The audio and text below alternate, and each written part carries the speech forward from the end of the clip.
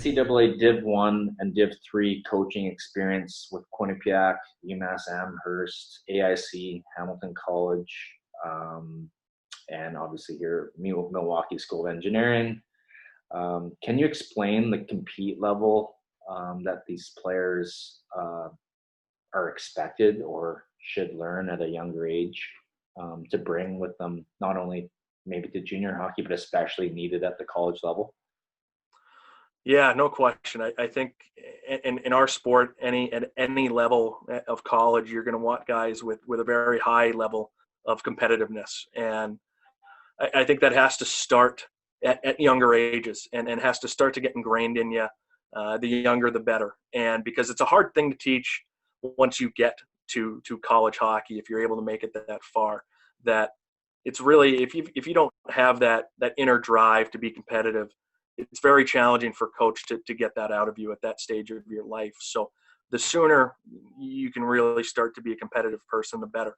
And I think it comes down to anything, whether you're playing checkers or a battle drill in practice. It's not always just, well, I won the big game. It's being competitive in every element, in every aspect that you do. Maybe it's just having a better day in practice than you did the day before. That internal competition is just so critical. So being a competitive player, being a competitive person is something that we're always going to look for, ask about, and that it's going to make you successful at that level. Yeah, for sure. I'm given on, talking from my own personal experience, that's all I can talk about. But when going to Quinnipiac, the differences of BCHL competitiveness all the way to NCAA Div 1 was crazy how much different. I think luckily, I don't know, just given on whatever I had done in past experiences, I feel like compete-wise, I was really lucky to have that transition from BCHL third year to my first year, freshman year at Quinnipiac. But there's some, like, a lot of times, so being a player development coach, just some techniques to work on the competitiveness side. And one, I guess, that I'd like to share is the game is, especially that way, is a lot of it is mental. Especially it's not only without the puck, but with the puck, and having guys be able to, when they're checking you or when you're going in for that battle, you got to want it more than them, and you got to show that you want it more than them. Do you have any other techniques that you've came across or seen? Or Yeah, we try to emphasize with our guys. Obviously, there's always, when you're in the heat of the battle, there's that body positioning, that ability to absorb contact, whether it's using the boards or just, any number of techniques to get better at that. But also your competitiveness away from the puck. Are you moving your feet to get open? We value that as, are you helping your teammates? Are you helping your line mates by, whether it's on a back check, are you really moving your feet, or are you just kind of making it look like you're working hard coming back? So I think at younger ages, the more emphasis that can be on that. It's great when you score the goal and you win a net front battle and bang in a rebound, but that shows up on the score sheet. That might show up on the highlight reel, but what's going to help you win more is that really hard back check where you stayed with your guy all the way to the net or all the way to the house. And so those are areas that we try to emphasize, that guys aren't always held as accountable at lower levels because of their skill or speed or what have you. That just being relentless in all areas of the game. When you don't have it, when you're winning a race to a puck, that can be a hard, courageous play.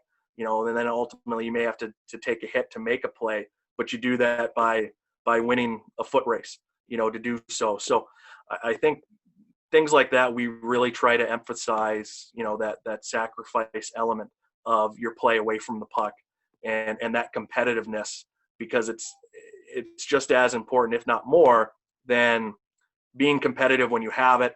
Like I said, winning that net front stick battle and popping in a goal. It's just as critical to do and be competitive in all those other little areas.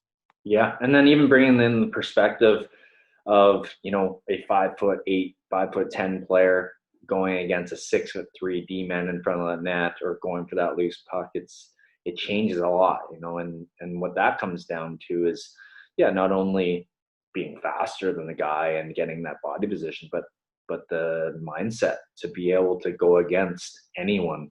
Yeah, you can go against guys the same size as you, but what makes guys better is those that can go against the bigger guys and that aren't worried or thinking twice about going against those guys and taking a big hit or something from them after they win that battle.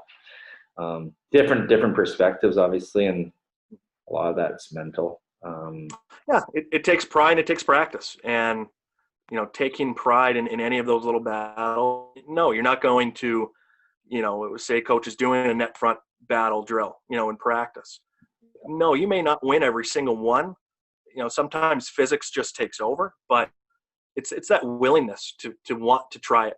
And then if you do get beat, to want to try and go again. I used to love in practice, and I wasn't an NHL player by any means, but I used to love getting, I'd get beat by someone in practice.